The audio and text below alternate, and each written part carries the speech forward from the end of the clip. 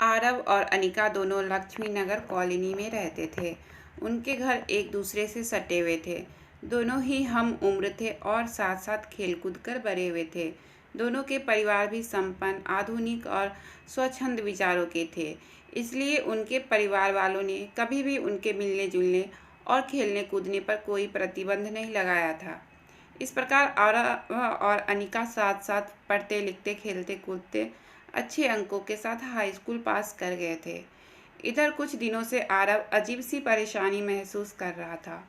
कई दिन से उसे ऐसा एहसास हो रहा था कि उसकी नज़रें अनायास ही अनिका की तरफ उठ जाती हैं। चाहे वह अपने आप को लाख रोके, बैडमिंटन खेलते समय तो अनिका को देखकर उसका ध्यान ही भंग हो जाता है। वह अपने आप को कितना भी नियंत्रित क्यों न करे, लेकिन अनिका उसे सहज ही अपनी ओर आकर्षित कर ही लेती है। अनिका को भी यह एहसास हो गया था कि आरव की निगाहें बार बार उसके शरीर का अवलोकन करती है। कभी कभी तो उसे यह सब अच्छा लगता, लेकिन कभी कभी काफ़ी बुरा लगता था। यह सहज आकर्षण धीरे धीरे ना जाने कब प्यार में बदल गया। इस बात का पता न तो आरव और अनिका को चला और न ही उनके परिवार वालों को, लेकिन यह बात निश्चित थी कि आरव को अनिका अब कहीं अधिक खूबसूरत, आकर्षक और लाजवाब लगने लगी थी। दूसरी तरफ अनिका को भी आरव अधिक स्मार्ट, होशियार और अच्छा लगने लगा था। दोनों एक दूसरे में किसी फिल्म के नायक नायिका की छवि देखते थे। बात यहाँ तक पहुँच गई कि इस वर्ष वैलेंटाइन डे पर दोनों ने एक दूसरे को न सिर्फ ग्रीटिंग कार्ड दिए, बल्कि दोनों के बीच प्रेम भरे एसएमएस का भी आदान प्रदान हुआ। इसके बाद तो एक दूसरे के प्रति उनकी झिझक खुलने लगी। वे दोनों प्रेम का इजहार तो करने ही लगे, साथ ही फिल्मी स्टाइल में एक दूसरे से प्रेम भरी नोकझोंक भी करने लगे। हालत यह हो गई कि पढ़ते समय भी दोनों एक दूसरे के ख्यालों में ही डूबे रहते। अब किताबों के पन्नों पर भी उन्हें एक दूसरे की तस्वीर नजर आ रही थी। इसके चलते उनकी पढ़ाई पर असर पड़ना स्वाभाविक था। इंटर पास करते करते उनके आकर्षण और प्रेम की डोर तो मजबूत हो गई, लेकिन पढ़ाई का ग्राफ काफ़ी नीचे गिर गया, जिसका असर उनके परीक्षा फल में नजर आया। नंबर कम आने पर दोनों के परिवार वाले चिंतित तो थे, लेकिन वे नंबर कम आने का असली कारण नहीं खोज पा रहे थे। इंटर पास करके आरव और अनिका ने डिग्री कॉलेज में प्रवेश लिया तो उनके प्रेम को और विस्तार मिला। अब उन्हें मिलने जुलने के लिए कोई जगह तलाशने की आवश्यकता नहीं थी। कॉलेज की लाइब्रेरी, कैंटीन और पार्क गपशप और उनके प्रेम इजहार के लिए उम्दा स्थान थे। इस प्रकार आरव और अनिका का प्रेम परवान चढ़ता ही जा रहा था।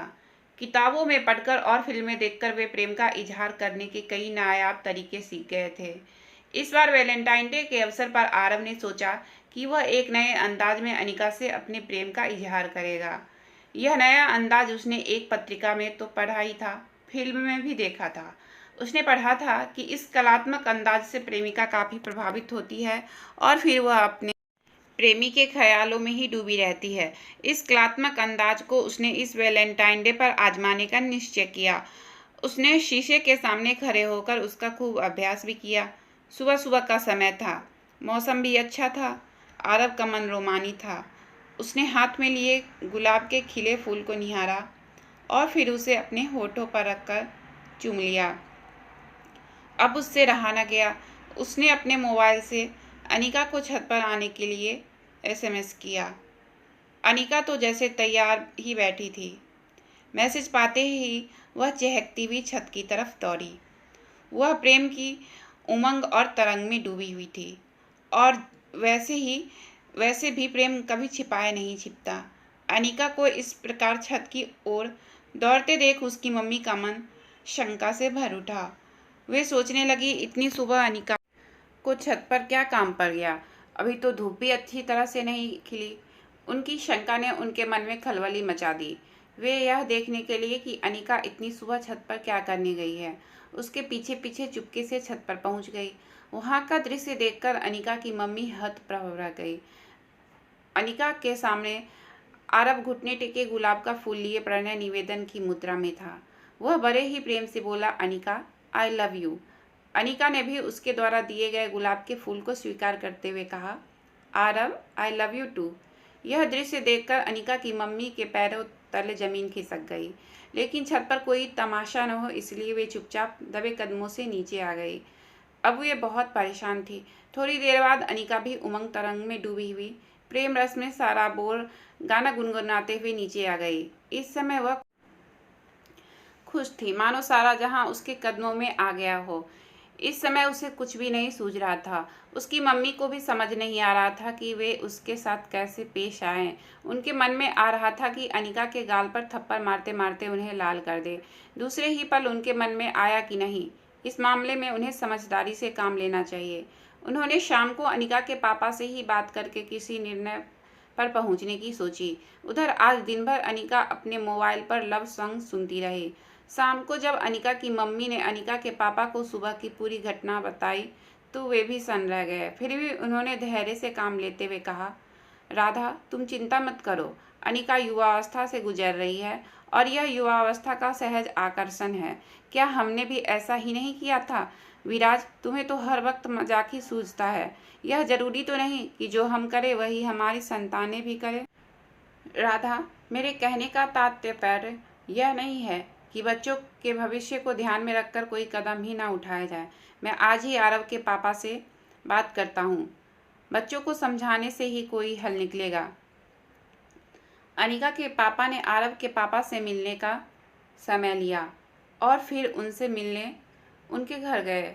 फिर दोनों ने सौहार्दपूर्ण वातावरण में आरव और अनिका के प्रेम व्यवहार और उनके भविष्य पर चर्चा की, जिससे वे दोनों कहीं गलत रास्ते पर न चल पड़े। दोनों ने बातों ही बातों में आरव और अनिका को सही मार्ग पर आगे बढ़ाने की योजना और नीति बना ली थी। तब एक दिन आरव के पापा ने सही अवसर पाकर आरव को अपने पास बुलाया और उससे इस प्रकार बातें शुरू की जैसे उन्हें उसके और अनिका के बीच पनप रहे प्रेम संबंधों के बारे में कुछ पता ही न हो। उन्होंने बड़े प्यार से आरव से पूछा, बेटा आरव, आजकल तुम खोए खोए से रहते हो। इस बार तुम्हारे नंबर भी तुम्हारी योग्यता और क्षमता के अनुरूप नहीं आए। आखिर क्या समस्या है बेटा? आरव के पास इस प्रश्न का कोई सटीक उत्तर नहीं था। कभी वह प्रश्न पत्रों के कठिन होने को दोष देता तो कभी आंसर शीट के चेक होने में हुई लापरवाही को दोष देता। बेटा आरव, मुझे तो ऐसा लग रहा है कि तुम अपना ध्यान पढ़ाई में सही से लगा नहीं पा रहे हो। कोई इश्क विश्क का मामला तो नहीं है? यह सुनते ही आरव को करंट सा लगा। उसके मुंह से तुरंत निकला, नहीं पापा, ऐसी कोई बात नहीं है। बेटा, यह उम्र ही ऐसी होती है। यदि ऐसा है भी तो कोई बुरी बात नहीं। मुझे अपना दोस्त समझकर तुम अपनी भावनाओं को मुझसे शेयर कर सकते हो। एक पिता कभी अपने बेटे को गलत सलाह नहीं देगा, विश्वास करो। लेकिन आरव अब भी कुछ बताने से झिझक रहा था। उसके पापा उसके चेहरे को देखकर समझ गए कि उसके मन में कुछ है जिसे वह बताने से झिझक रहा है।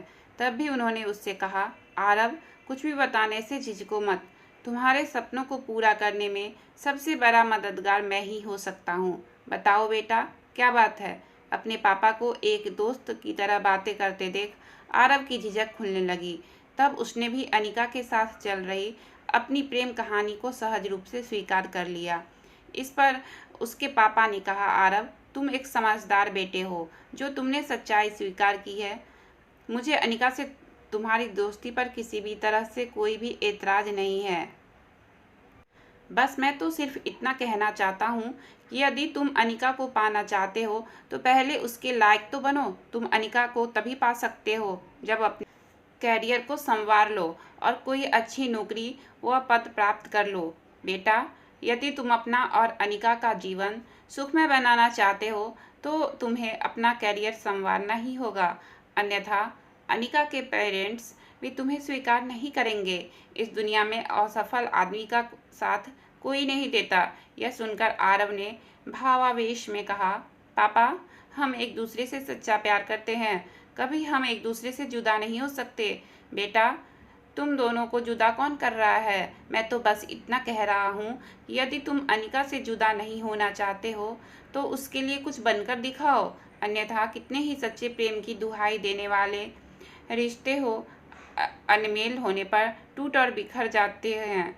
यदि तुम ऐसा नहीं चाहते हो, अनिका की ज़िंदगी में खुशबू महकाने के लिए तुम्हें कुछ बनकर दिखाना ही होगा।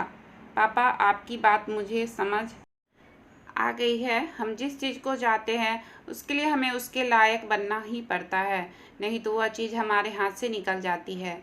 अभी तक मैं अपना बेशकीमती समय यूं ही गाने सुनने और फिल्में देखने में गंवा रहा था। अब मैं अपना पूरा समय अपना कैरियर संवारने में लगाऊंगा।